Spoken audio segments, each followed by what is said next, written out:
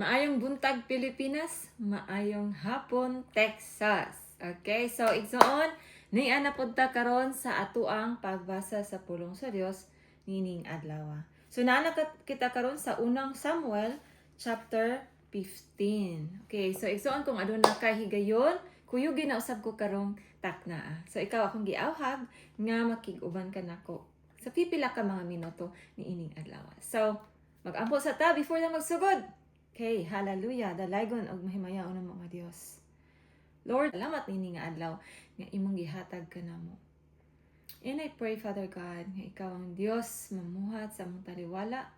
Ikaw ang Dios makig-istorya kanamo pinagi sa imong pulong. And Lord, I pray God nga among kasing-kasing Ginoo mahimong humok, Lord, nga modawat sa imong mga pulong, o God, nga kung naaman mi mga sala nga nabuhat bato kanimo, unya imuha mi nga badlungon pinagi sa imong pulong. Lord, tabangi kami nga modawat niini, o God, o nga kami makapangayo og pasaylo diha kanimo, o Dios, kay ikaw mapinasayloon man nga Dios nganhi kanamo.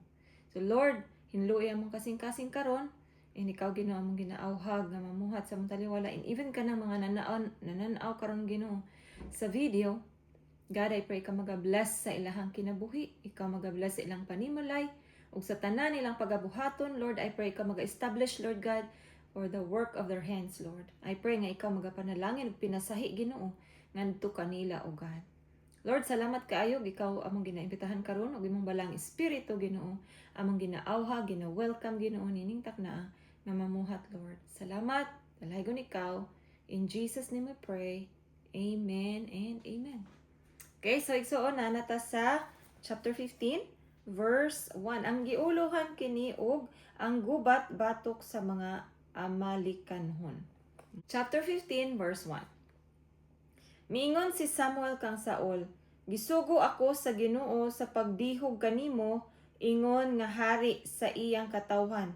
Ang mga Israelita, busa, pamatia ang mga pulong sa Ginoo. Silutan ko ang mga Amalikanhon tungod sa ilang pagpakigbatok sa mga Israelita sa dihang migawa sila sa Ehipto. Busa atakiha ang mga Amalikanhon ug pamatya silang tanan. Lalaki, babayi, gagmay o masuso, lakip ang ilang mga baka, karniro, kamilyo ug asno.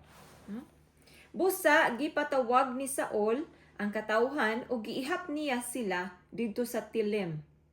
May 200,000 kasundalo gikan sa Israel o 10,000 kasundalo gikan sa Juda. Unya si Saul ug ang iyang mga sakop miadto sa syudad sa Amalek og nag-atang sila didto sa walog. Og giingnan ni Saul ang mga kinihanon, biyain ninyo ang mga Amalikanhon kay kun dili pamatyon ko kamo uban kanila. Gitabangan ninyo ang mga Israelita sa ilang paggula gikan sa Ehipto, busa dili kamo namo iapil pagpatay. Busa mibiya ang mga kinihanon. Verse 7, gibuntog ni Saul ang mga Amalikanhon gikan sa Habila hangtod sa Sur nga silangan sa Ehipto. Gipamatay niya ang tanang tao gawas kang Agag, ang hari sa mga Amalikanhon. Ingon man ang tambok nga mga karniro o mga baka. Gihipos usab nila ang tanang maayong butang. Ang gilaglag nila maulamang kadtong walay hinungdan. So, nag-disobey na pod sila, no? Diba ingon dito nga pildi sila tanan, no? Ipapatay silang tanan. Ingon diri lalaki, babay, gagmay o masusulakip ang mga ilang mga baka, karniro, kamilyo ug asno. Sa verse 3, no? Ang mando tanan gyud. Pero ang gihimo ni Saul sa verse 7, iyang giluwas ang hari nga si Agag, na wala niya giapil og patay. Unya, ingon pa jud diri nga iyahang gipang lain ang tambok nga mga karniro ug mga baka. Unya ang tanang maayong butang iyang giapil og hipos. Wala niya gipukan tanan. So wala niya gituman ang sugo, no? So tan-aw na to unsay nahitabo karon. Verse, okay, diri na ta sa verse 10. Kay unya giingnan sa Ginoo si Samuel, nagbasol ako nga gihimo kong hari si Saul. Kay mibiya man siya kanako ug wala niya tumana ang akong mga sugo. Mao na ni ron, no? Nasuko si Samuel og nagampo siya sa Ginoo sa tibuok gabii. Sa pagkabuntag misayo pagmata si Samuel aron pagpakigsulti kang Saul. Apan gibalitaan si Samuel nga miadto si Saul sa Carmel. Ug didto naghimog monumento alang sa iyang kaugalingon ug unya milahos siya sa Gilgal. So naana siya yang gihimo nga iyang kaugalingong monumento, no? So na murag nanay pride didto. Check no? Check na to atong kasing-kasing. Lord, saylo ami Ginoo, usahay prideful pud bayata, no? May mga butang nga ato ang ginakuan ba, no? Usahay murag kanang prideful pud ta ba, no? Lord, pasaylo ami Ginoo. Si Samuel miadto kang Saul o giingnan siya ni Saul. Panalanginan kaunta sa Ginoo kay gituman ko na ang iyang mga sugo. Apan si Samuel nangutana, nganong aduna may mga karniro ug mga baka nga nagtingog? Si Saul mitubag, nailog kini sa akong mga sakop gikan sa mga Amalekanhon kay wala man nila laglaga ang labing maayo sa mga karniro ug mga baka aron ihalad nila sa Ginoo nga imong Dios, apan ang uban among gihurot og pamatay. 16. Unya si Samuel miingon kang Saul, igo na, sultihan ko ikaw sa giingon kanako sa Ginoo kagabi. Og miingon si Saul, sige sultihi ako. Og miingon si Samuel, bisag miila ka sa imong kaiwit, gipili ka sa Ginoo ingon nga hari sa mga banay sa Israel. Di ba kay siya man ang pinaka kanang kumbaga sa banay nila kay na siya sa kang Ephraim nga line, sila ang pinaka ubos ba sa ilahang tribo. Pero gipili siya ingon si Samuel. Pero gipili ka sa Ginoo ingon nga hari sa mga banay sa Israel. Gisugo ka sa Ginoo pagpamatay sa mga makasasala, no? Kay ang mga Amalekanhon makasasala man, no? Makasasala nga Amalekanhon. Apan nganong wala mo man tumana ang sugo sa Ginoo? Nganong nagpahimulos ka man hinuon sa mga butang nga gipamiyaan sa mga kaaway ug sa ingon gibuhat mo ang daotan sa atubangan sa Ginoo. Hallelujah. No? So atong makita nga kung suguon sa Ginoo maskin pag-usa murag nonsense sa ato ang paminaw, musugot jud ay ta igsoon, no? Dili ta mag duha-duha sa pagsugot, no? Sama sa gihimo ni Saul, wala nakapahimuot sa Ginoo kay iyahang gikuha ang mga tambok, ang karniro ug baka kay hunahuna niya ihalad niya sa Ginoo. Pero ang sugo nga ipapatay tanan, no? So nag-disobey gihapon siya igsoon. Kisa padayonon nato sa verse 20, mitubag si Saul kang Samuel, gituman ko ang sugo sa Ginoo ug nabihag ko si Agag, ang hari sa mga Amalekanhon, ug gipamatay ko ang mga Amalekanhon. Apan ang akong mga sakop nanguha sa mga butang sa kaaway aron ihalad sa Ginoo nga imong Dios dinhi sa Gilgal. Gikuha nila ang mga karniro, mga baka ug ang labing maayong mga butang nga angay unta nga laglagon. Angay unta nga laglagon pero ilahang gikuha, no? 22. Si Samuel miingon, mas kahimot-an ba sa Ginoo ang mga gasa ug ang mga halad nga mananap nga sunugon kaysa pagtuman sa iyang kabubuton? Timan-i nga ang pagsugot mas maayo pa kaysa halad nga mananap nga sunugon, ug ang pagtuman sa pulong sa Ginoo kaysa tambok sa karniro. Ang pagkamasupilon sama ra sa sala sa pagkonsultag espiritu, no? Ang pagkamasupilon sama ra sa sala sa pagkonsultag espiritu. Kuyawan, no? So igsoon, bugat ay ng pagka kanang mosupak ta no. Bugat day ang iyahang katimbang ba. Murag kanang nakigkonsulta ka og kanang mga daotang espiritu, kanang espiritu nga dili sa Ginoo. Ug ang pagkagahig ulo sama sa sala sa pagsimbag Dios. Ay, Lord, forgive us, God. Salo ami Ginoo kay usahay gahi ba mig ulo, Lord. Nakarelate kay igsoon usahay gahi tag ulo, di ba? No? Ako igo pug ko ani. No? Kay na usahay isugo ang Ginoo sa tuwa niya mura galig lisudanta. Say magahi tag ulo mag unya hangtod malimtan, no? Oh God, forgive us, Lord. Ingon diri, kay gisalikoy mo man ang kabubuton sa Ginoo, gihukasan kaniya sa imong pagkahari. 24. Unya miingon si Saul kang Samuel, nakasala ako kay gilapas ko man ang sugo sa Ginoo.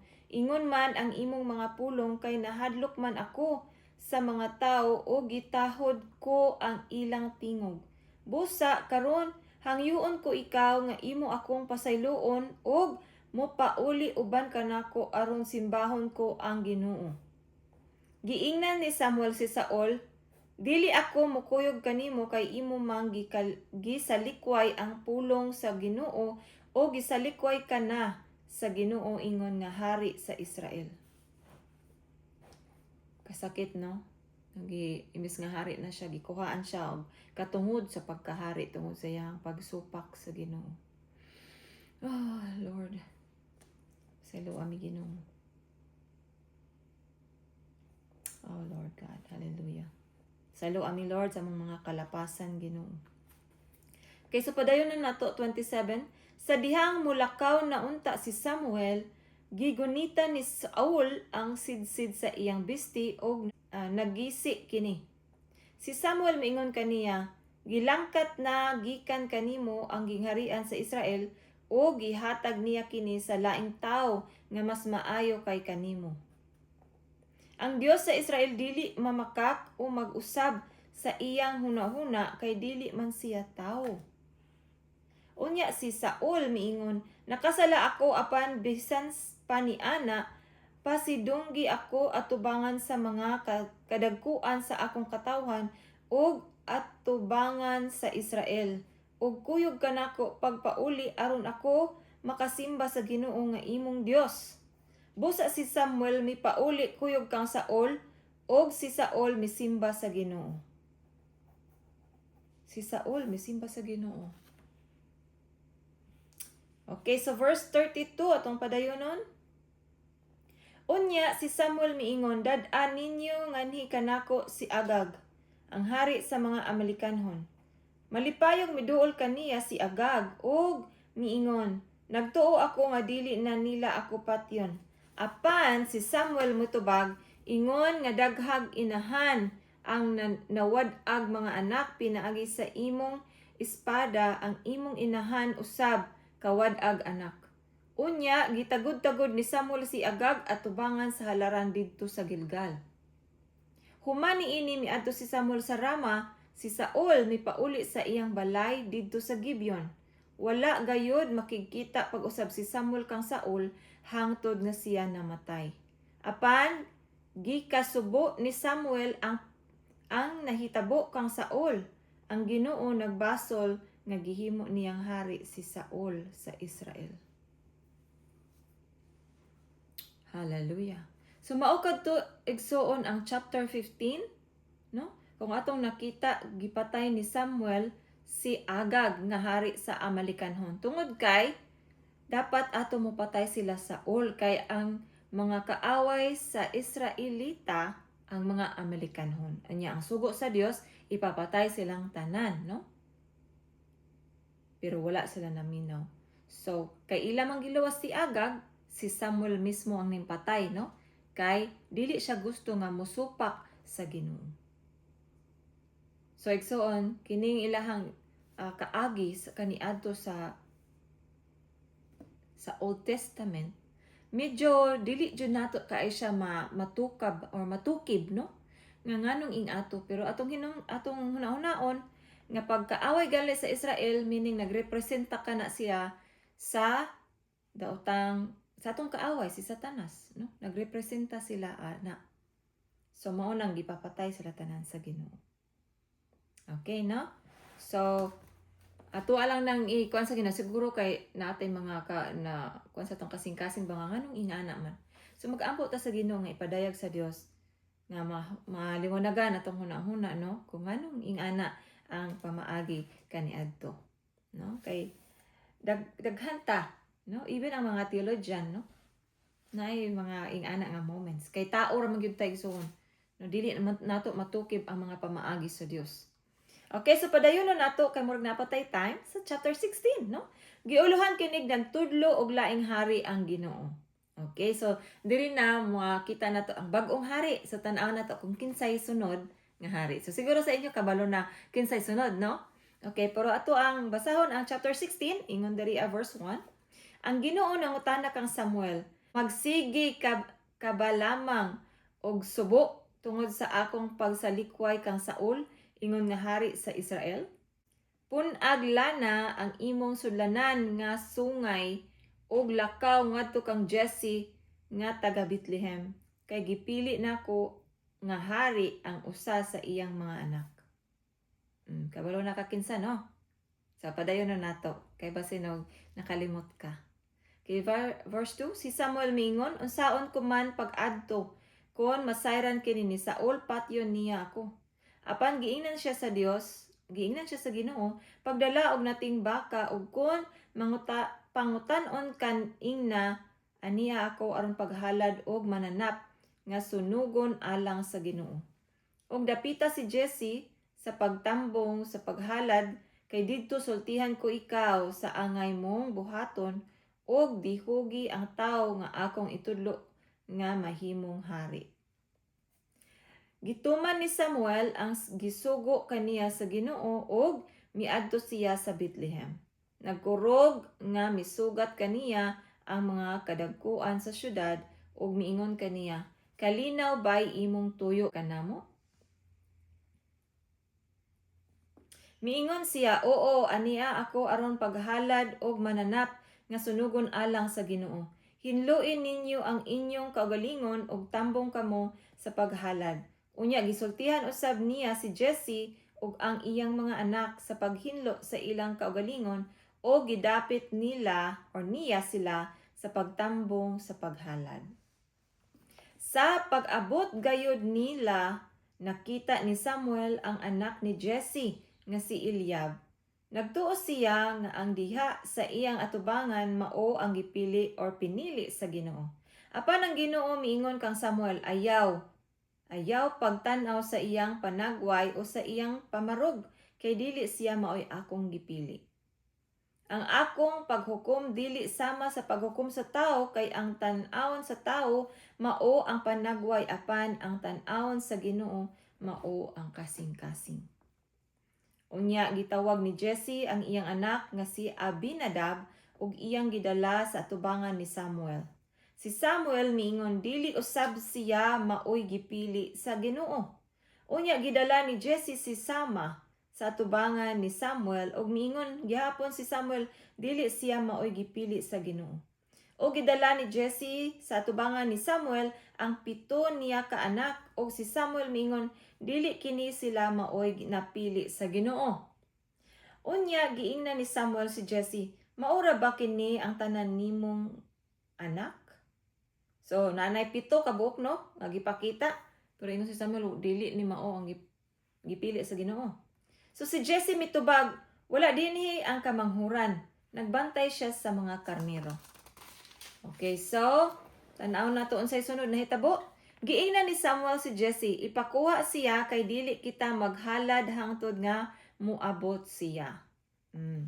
Busa gipakuha ni Jesse ang kamanghuran. Pula-pula siyag nawong, nindot siyag mata ug gwapo. Miingon ang Ginoo kang Samuel, sige, dihogi siya kay mao kini siya ang akong gipili. Wow, no? Katong wala sa gipresent sa iyang papa ba? No? Wala siya giingnan siyang papa nga anhi diri apil kay naay mo abot nga bisita.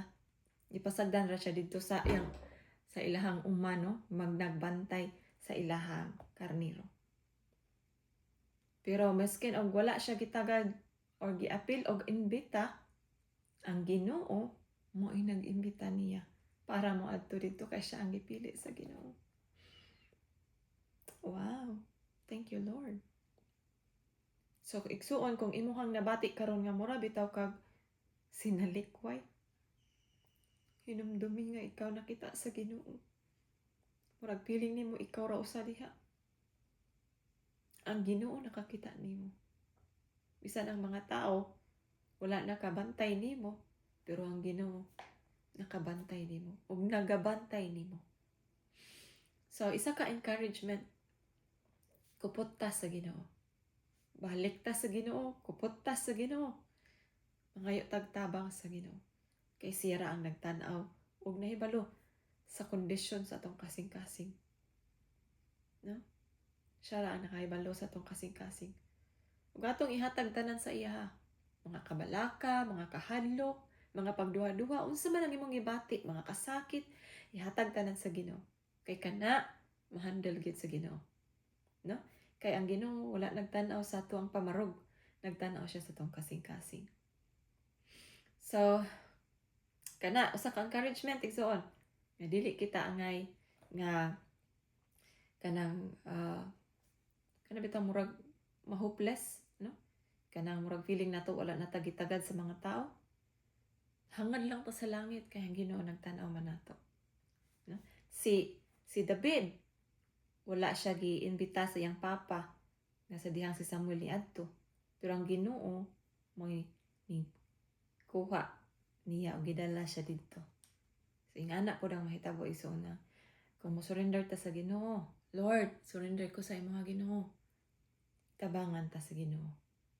Nga mahupay atong kasing-kasing, mawala itong mga kahadlok, itong mga pagduha-duha, mawala.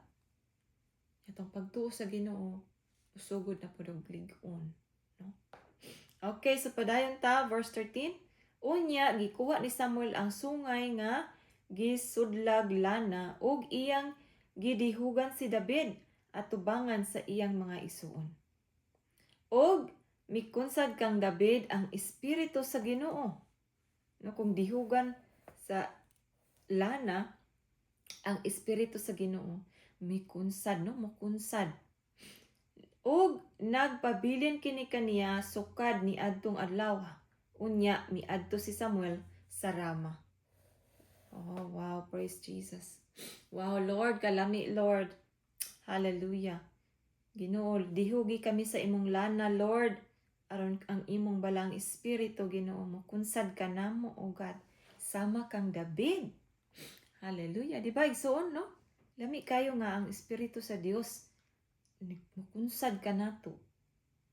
Dili na ta mahadlok. Wala na tay kabalaka. Kay kabalota nga ang Ginoo atong kauban. Verse 14. Niining higayuna, gibiyaan na ni Saul, o gibiyaan na si Saul sa espiritu sa Ginoo, o gihaso siya sa daotang espiritu nga gikan sa Ginoo. Miingon kang Saul ang iyang mga sulugoon, kining daotang espiritu nga gikan sa Dios nagsakit kanimo. Sugua ang imong mga sulugoon nga ania sa imong atubangan sa pagpangitag tao nga maayong mutugtog sa alpa. Unya kun samukon ka sa daotang espiritu nga gikan sa Dios, tugtugon niya ang alpa ug mamaayo ka. No? So, diri makita na nato nga kailangan na siya kanang mutugtog para sa iya, para dili siya kanang ang katong daotang espiritu ba, no? Dili siya samukon. Okay. So ato po nang iampo sa Ginoo nga pasabton ta sa Ginoo kay kini kung ato arang hunahuna ang pagkuan ani murag dili pud ta kasabot ani nganong naidaotang espiritu gikan sa Ginoo, no? Kana lalong pud na siya igsuon. So kailangan gyud ni siya balang espiritu gyud ang maggiya nato ba, no? Lord, giyahi mi Ginoo. Okay, ang Ginoo magyud ang naga-take control sa tanan. Siya ang nag-control sa tanan. So under niya ang tanan. no? Kaya ang Ginoo ang pinakalabaw, wala na imong labaw niya. So, kanang mga time nga na siya'y tugutan, no? Na siya'y tugutan. Okay, so verse 17 atong padayunon, busa miingon si Saul, pangitag tawo nga maayong mutugtog og alpa og dad-as siyangan hi. Usa sa mga batan-on miingon, nasayod ako nga usa sa mga anak ni Jesse nga taga Bethlehem maayong mutugtog og alpa. Batan-on pa siya, isog og ugdang nga manulti, maayog barog ug nag-uban kaniya ang Ginoo. Excuse. Verse 18 or 19. Busa nagpadala si Saul og mga tawo ngadto kang Jesse aron pag-ingon, paari ka nako si David nga imong anak. So si David nagsugod na og serve dili as a king, no? Bisag gidihugan na siya pero dili siya dayon-dayon nahimong king, no? So karon magsugod siya og serve kang Saul as kanang tagatugtog og alpa. Ingon diri, pareha kanako si David nga imong anak ang magbalantay sa karnero. Nagkuha si Jesse og usa ka asno nga gikargahan og pan og usa ka botilyang bino og usa ka nating kanding og iya kining gipadala ni David ngadto kang Saul. Si David miadto kang Saul og mialagad kaniya.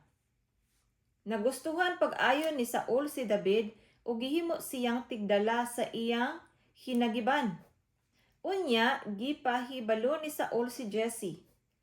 Magpabilin dinhi sa David aron mag-alagad kanako kay nakauyon ako kaniya.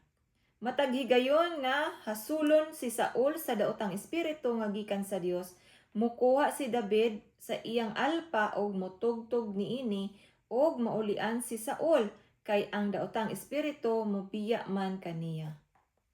Okay, so mao kadto ang ato ang nahuman karon chapter 15 og 16. So igsoon salamat kaayo nga imo kong giubanan sa ato ang panahon karon nga nagbasa sa pulong sa Dios. Salamat kaayo igsoon nga wala ko nimo gibiyaan. So I hope nga magkita na usab kita sa sunod nga higayon. Og dalaygon ang Dios sa walay katapusan. Daghang salamat.